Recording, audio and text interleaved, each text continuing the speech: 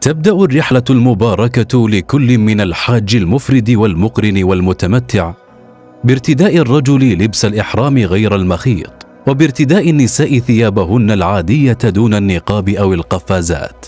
ويلي ذلك طواف القدوم، حيث يطوف الحجاج حول الكعبة 7 أشواط، تبدأ من الحجر الأسود وتنتهي عند الحجر الأسود، ويقومون بعد ذلك بالسعي من جبل الصفا إلى جبل المروة 7 أشواط.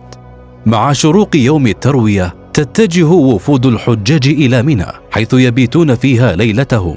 وفي صبيحة يوم عرفة يتجه الحجاج للوقوف بعرفات، ويقضون يومهم في التضرع والدعاء إلى مغيب الشمس. ثم ينفر الحجاج بعد الغروب من عرفات إلى مزدلفة ليبيتوا ليلتهم، ويجمع الحصى لرمي الجمرات.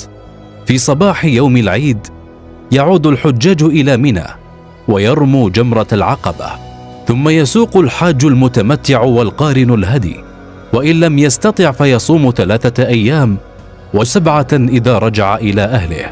ويتحلل الحجاج من الإحرام، بحيث يحلق الرجل شعره أو يقصره، والحلق أولى، بينما تقصر المرأة من شعرها قيد أنملة. ثم يتوجه الحجاج إلى الحرم لأداء طواف الإفاضة إذا كان مفردا. يبيت الحجاج في منى أيام التشريق 3 لرمي الجمرات، الصغرى ثم الوسطى فالكبرى، لكل منها 7 حصات. بعد إتمام رمي الجمرات يؤدي الحجاج طواف الوداع، وهو آخر واجبات الحج، حيث يطوف حول الكعبة 7 أشواط، ويصلوا خلف مقام إبراهيم 2 ركعتين.